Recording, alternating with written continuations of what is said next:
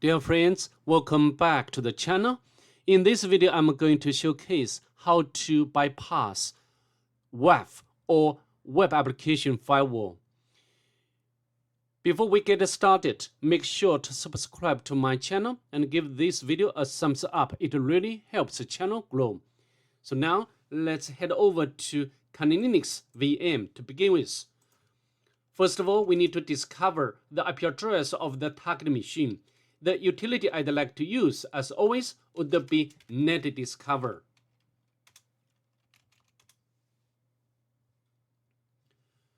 As you can see here, the IP address of the target machine could be recognized as 254. So what shall we do next? We need to perform port and service scanning with a map. To save time of this video, I've already done that before, so now we can simply count out its result.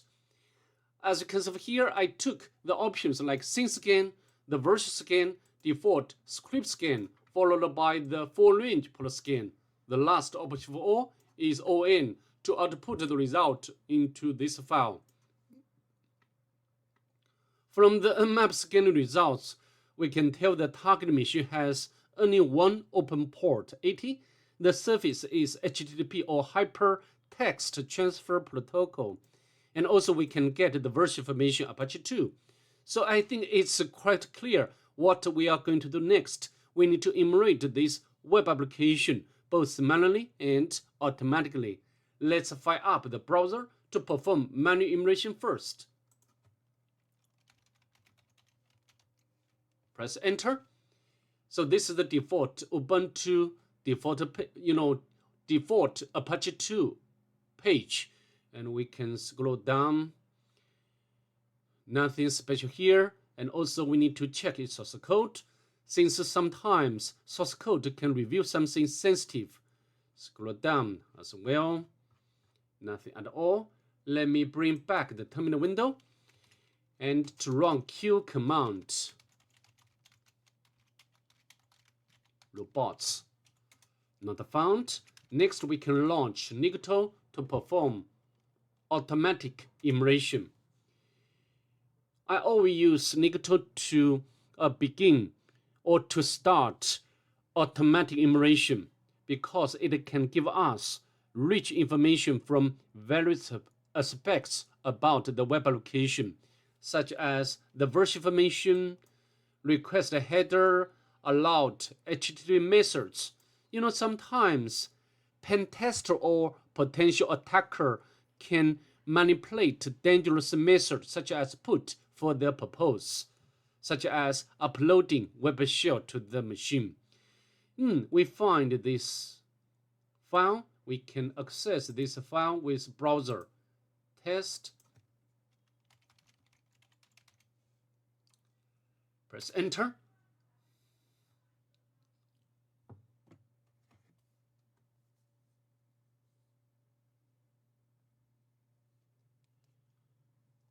So what's that? A browser knows about you. It actually knows more.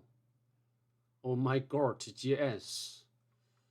And here there is hyperlink. We can open this link in new tab. From the pattern of this address or URL, we can guess this file parameter has local file inclusion vulnerability. I believe we should test it afterwards. However, before we do that, I'd like to continue emulation as usual. For example, we can launch Gobuster to perform directory emulation. Let me autocomplete this command. So returns a status code, no problem. We can use exclude lens option. Let's press enter. A lot of output, but I believe most of them are false results. Okay. Instead, I can use the Gobuster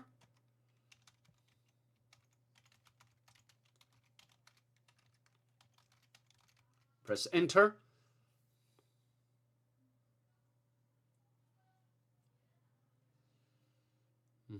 Some files, but because its status code is 403, it means it's forbidden or they're forbidden. A bit weird.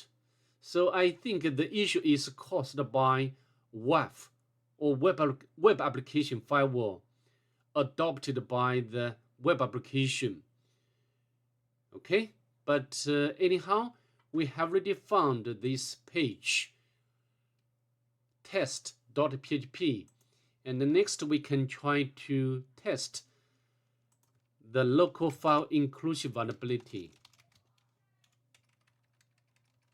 Test PHP. However, we got the error forbidden. You don't have permission to access this page. Okay. So we need to bypass. We need to bypass such WAF, some kinds of filters.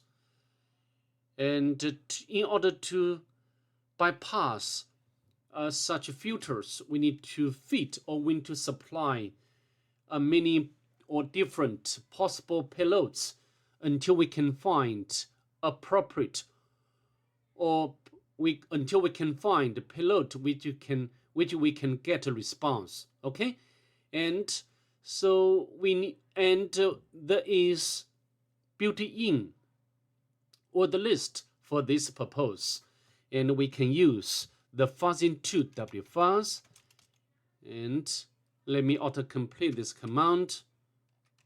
So here I use some options like -c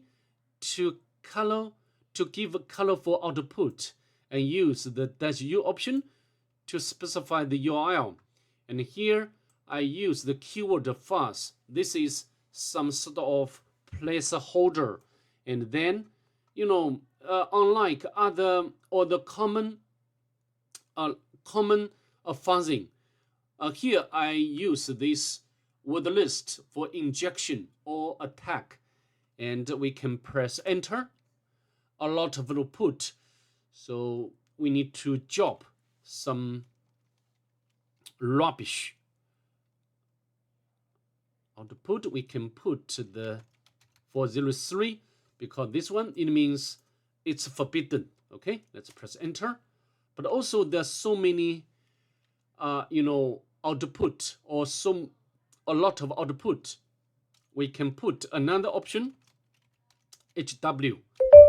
Oh, sorry about the notification. As you can see, we found 2 payloads, and these 2 payloads stand out with different lengths of response. I mean word lengths. I'd like to pause the recording. All right, I'm back.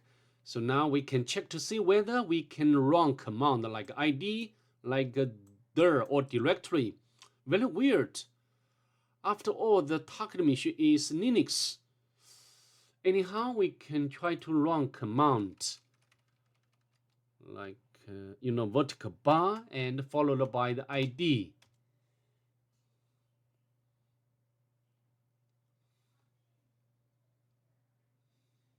Beautiful.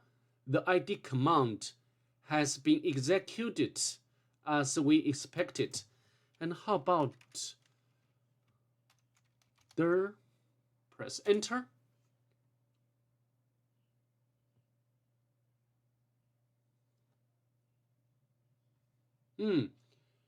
So the content of a current directory has been retrieved. Test client. So I think up to now we have already found we can inject commands. But we cannot stop here because we cannot run more commands like ulim forbidden. Even we can launch run who am I.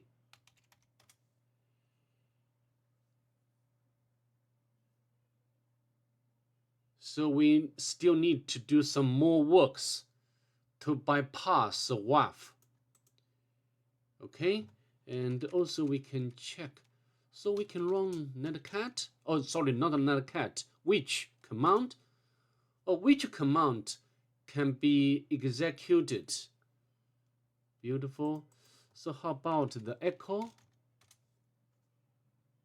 Echo command. Can we run echo? Because sometimes we can, encoding our reversal command and then, use pipe operator. Sometimes this way can bypass many filters. So we can check to see whether we can run echo, but we can't run command of echo. Okay.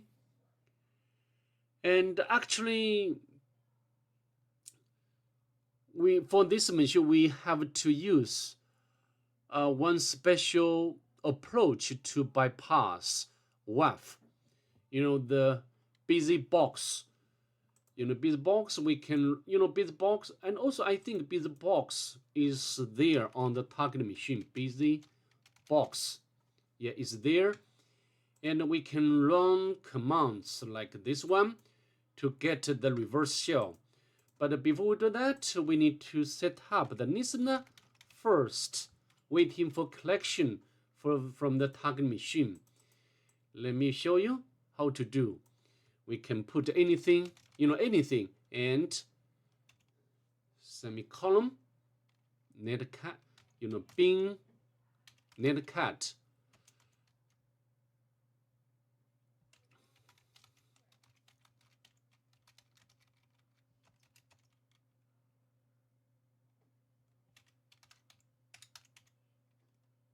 So we need to know the path,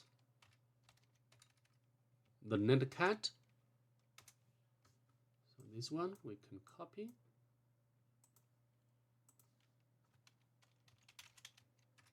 Netcat. And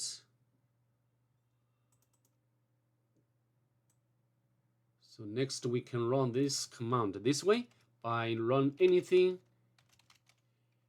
semicolon, but we need to pass the absolute path. Okay, so this should be bin netcat.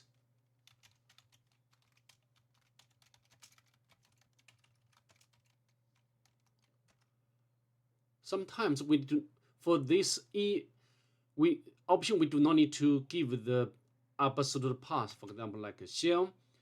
But here, even this command cannot work as we expected because, maybe this, this path has been, filtered or will be blocked. Press enter, forbidden. So we need to we need to use wildcard, for example, like question mark, to replace the I.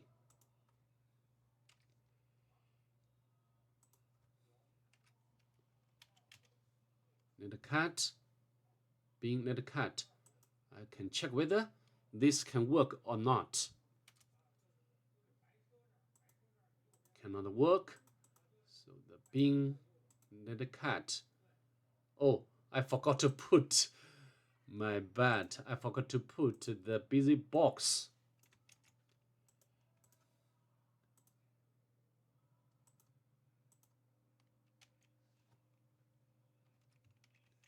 Okay. Press enter again. I think it's working. Fantastic. So now we can spawn an interactive shell by Python. Python 2 is not available. How about Python 3? And then we can import pty module spawn. Okay, and also we can define environment variable. And then we can clear screen whenever to get a bigger space on the window. Next, we can go to home directory, only one normal user, Bob.